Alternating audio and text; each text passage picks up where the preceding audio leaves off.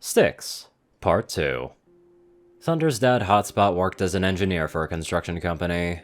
When he was a new dad, the hours were short, the work was easy, and the pay was ideal for keeping his family afloat without tempting them towards the trappings of upper-middle-class hubris. And then the magic had gone away. When Pegasi lost the ability to fly, the entire civilization collectively pivoted to other hobbies and refused to elaborate on the issue further. Pegasi were pragmatic and proud, and more than a little bit petulant. So losing the one thing that made them feel special left a lot of them feeling, well, for a lack of a better word, pissed. Zephyr Heights, formerly a city of clouds, was unceremoniously converted into a city of escalators. In a span of a few weeks, Hotspot's salary and weekly hours doubled. He felt proud of his newfound spending power, but also deeply ashamed. He started missing family dinners and baseball games. The money flowed, but something was deeply wrong.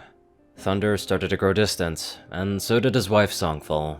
There was one way Thunder took after Hotspot. The cult started to find excuses to miss family dinners too. One night, Thunder stayed out late to check out some new skate parks. Hotspot made some tea, sat Songful down, and told her that she should divorce him, and find a stallion who could be the father Thunder deserved. Neither knew if that was the correct course of action, but they both acknowledged that something had to change, and divorce was about as big as of a change as one could get. They held on to each other and cried for what felt like hours. Then they heard the familiar knobby rattle of Thunder's skateboard working its way up the street, and they cleaned themselves up and agreed that they were both being stupid. They were in too deep. They had to make this work. At 5:30 the next morning, Hotspot peeled the sheets off of his sweat-matted fur and got dressed for work, while Songful made breakfast for the two of them and Thunder.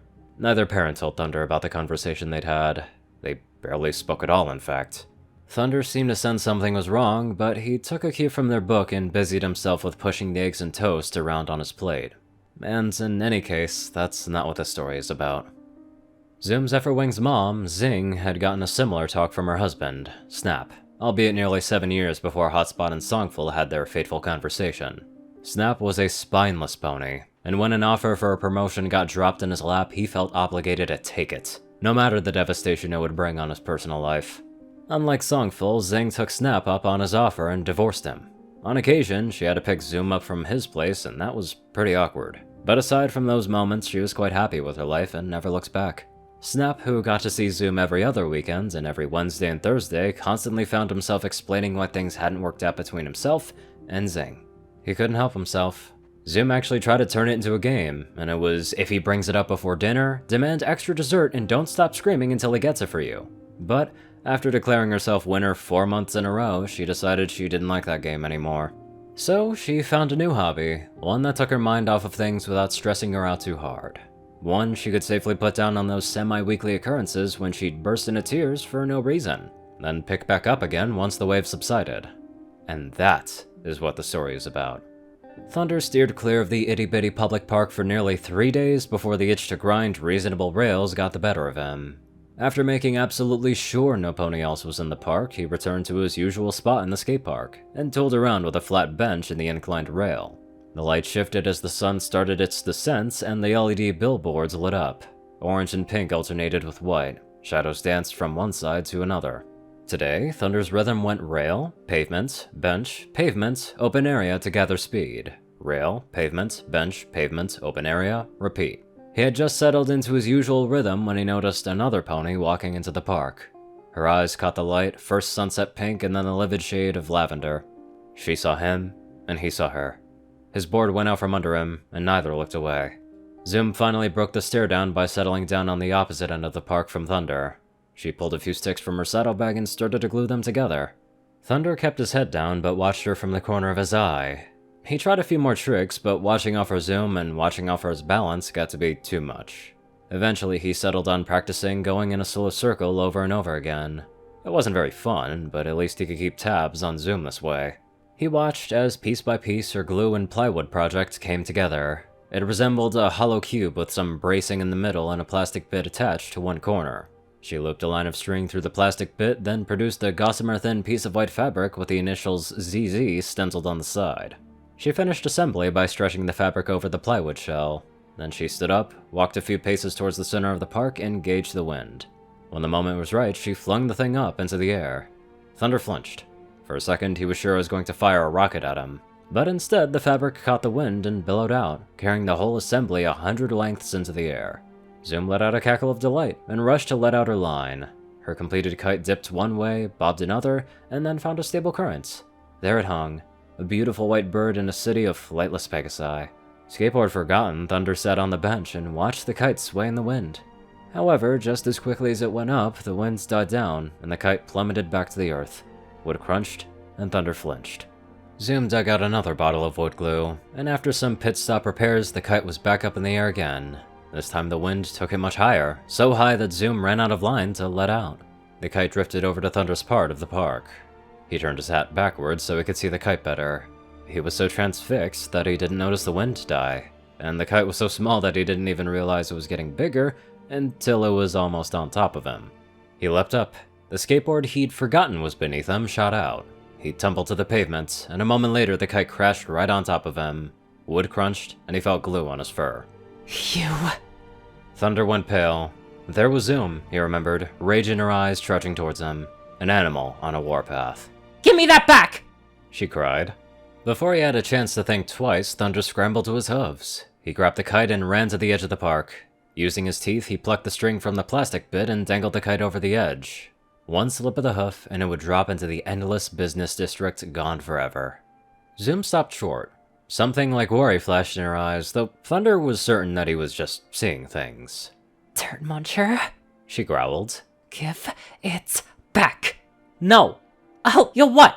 Zoom ground her teeth together. Her eyes burned. It was like staring at a cockatrice without turning to stone. I'll give this back if you promise to leave me alone. Thunder said. You little... He let the kite slip ever so slightly from his hooves. She gasped and leaned in. The fabric's expensive!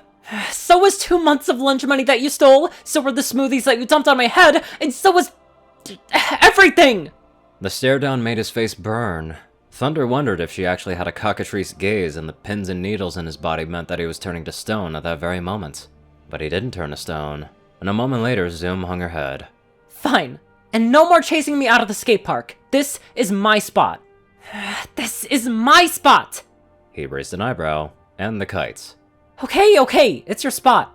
Holding his board up like a shield, he inched his way towards her, then tossed the kite to her. She snatched it up and raced back to her side of the field. He'd never seen her run away like that before. He must have really gotten to her, he thought. That should have made him feel better. But all it made him feel was gross, like someone had dumped 50 gallons of slime on him and turned him into a knockoff Smooze. Zoom didn't even try and fly her kite after that. Thunder tried going back to his tricks, but nothing was taking. And with Zoom still over there brooding over her busted kite, he saw no other option but to head home.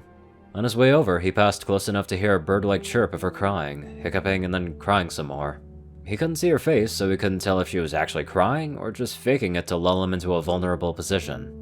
But he felt that smoozy feeling crawling up his skin again, and he knew he had to say something, or he'd feel scummy all night. Hey! He waved at her, and she didn't turn around.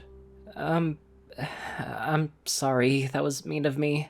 If you say one more word, I'm gonna beat you up and take your board! Her voice was strong for someone who was supposed to be crying. I'm sorry for taking your kite. I didn't... He glanced at the shattered portions of plywood. Did I break it? She didn't say anything back. Tension turned to awkwardness. Thunder took off his ball cap and fiddled the brim. Fine. Mess with someone else if you want. Just stop messing with me. She looked up. Her eyes fell on him with immense weight. He took a step back. You came straight from school, right? She asked.